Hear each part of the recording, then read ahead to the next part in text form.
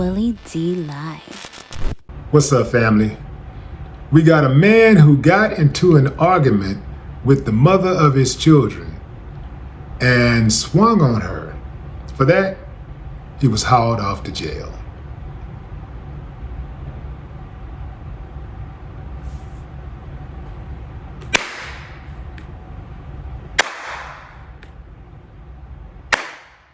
I ain't got no problem with that.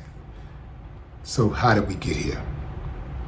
The woman says that she had just returned from the plasma center and it was his time to go. And somewhere between there, she was trying to clean up. As she's sweeping the floor, he's pacing in front of her back and forth. And some of the trash gets on him. They get into an argument. He says something under his breath, and she blurts out, "Yeah, that's why I cheated on you."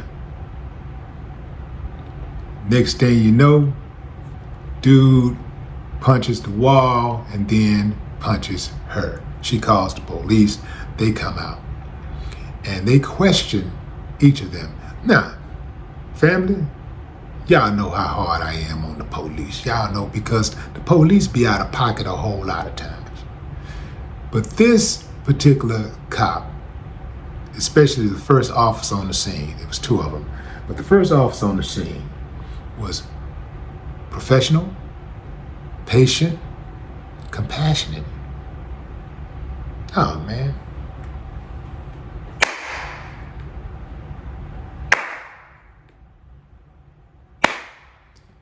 I ain't got no problem with that. And anybody do, you're the problem. And I say that, fam, because we don't get this a lot, you know. We shouldn't have to applaud people for doing their job, especially law enforcement, the people who work for us. But here we are, moving on. The cop asked dude, you know, what's going on? Why'd you do whatever? He was like, man, I'm going through some things. And he shared with the cop that he's out of a job. So he's experiencing a lot of stress. It's a lot of pressure on a grown man. This is what he says, a lot of pressure on a grown man. He got 7 children. 3 of them are his. The 3 youngest are his. And it's been a lot of pressure.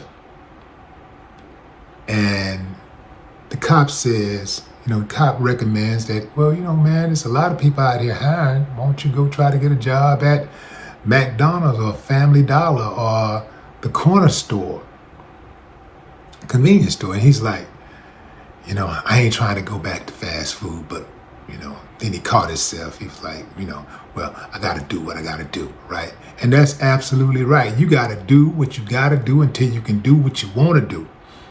I've been there and done that, fam. Fast food was not beneath me. Well, it was kind of beneath me, but it wasn't so beneath me that I wouldn't get up and go get them few dollars, those few little coins. I'd rather have some than none. You know, wherever I can get it from, if I can get some, it's better than none. It may not be what I want at that time, but it could help me push through. And that was my mentality when I was working for that great chicken franchise called KFC. KFC. I only worked there for 2 months, but it humbled me. And it reiterated the fact that you have to do what you gotta do until you can do what you wanna do. I knew when I was working at Kentucky Fried Chicken, that would not be my final destination. I knew what I wanted to do. At that time, I wanted to be a rap star. I had put boxing to the wayside. I already decided, okay, I'm not gonna box. I'm gonna go ahead and do this rap thing. And that's what I did. So anybody out there who's thinking that fast food is beneath you, perhaps it is, but you gotta do what you gotta do until you can do what you wanna do. So don't be afraid to do that. Don't be afraid to take a job or a position that you think is beneath you until you can get your feet up under you and you can get your wings and take off. You dig? Dude and the woman, they've had trouble in the past. She had a restraining order against him at the time, it appeared. And obviously they ignored it. They got back together. He was sent off to jail. I'm sure that she's going to do whatever she can do to try to help him get out of jail, which makes absolutely no sense to me. Why people call the police, put the police in their business. But let's go all the way back to the swinging. Now, typically I am against anybody calling the police, putting the police in between their relationship or in between their argument, because a lot of times women especially, some men do it, but especially women like to weaponize the police during arguments. So they can't win the argument, so they call the police. And they know the police gonna come through and regulate. I advise against that unless a woman feels like her life is in danger. If you feel like your life is in danger, call whoever the hell you gotta call. Do whatever you gotta do to get out of that situation. I'm 1,000 with you with that.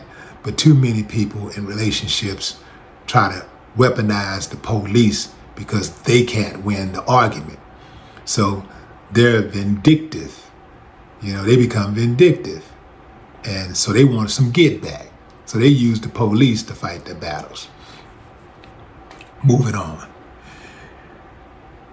The dude said, well, it was revealed that dude cheated on his baby mama with her brother. She knows this. She still stays in the relationship with him. She eventually cheats on him to get him back. Family, this is why before you enter into an intimate relationship, you got to get yourself together. It is absolutely imperative that you are a singular, healthy person mentally first. Listen to what I'm saying, fam. A person who is not mentally stable may struggle to provide emotional support, make sound decisions, or even provide a nurturing environment. Entering into an intense relationship or bringing children into the world might magnify stress and make life difficult for all involved. Healing first ensures a healthier and more balanced connection. This is something that all of us should be learning from day one. I think we got to be taught these type of things because a lot of us think we have it together and we don't. A lot of us bring childhood trauma into relationships and we make a lot of bad choices based off of what we know, erroneous information. We're taken into new relationships and we're wondering why things are not working out. One of the worst things that a parent can do is talk down on the other parent in front of their children. It is toxic, it is immature, and it is detrimental to your child's emotional stability. I don't care what daddy is, who mama is. A child needs mama and daddy. And that influence is going to carry on throughout their life. No matter how they try to act tough and like, no, I don't need him, I ain't seen him, I don't care. Nah, fam, you ain't fooling me. I know you care. I know you wish things were different. I know that for a fact. A child's first role model is their same-sex parent. Their second role model is their opposite sex parent. That's 1, 2. And then you start having all of these outside influences. Sometimes it's grandma, auntie, a neighbor, a coach, a teacher, and so on and so on and so on, friends, and all of that type of stuff. But mom and daddy got first shot at them. So how mama is and how daddy is going to have a great impact on their life. As usual, the children suffer the most. The irony is, if you would ask the mother or the father if they love their children, each would give you an emphatic yes. Now, here's the deal. A parent's number one job is to protect their children. They should want to raise their children in a loving, nurturing environment. Children should never feel unsafe around their own parents. In life, your actions have to be consistent with the outcome that you want. No more talk.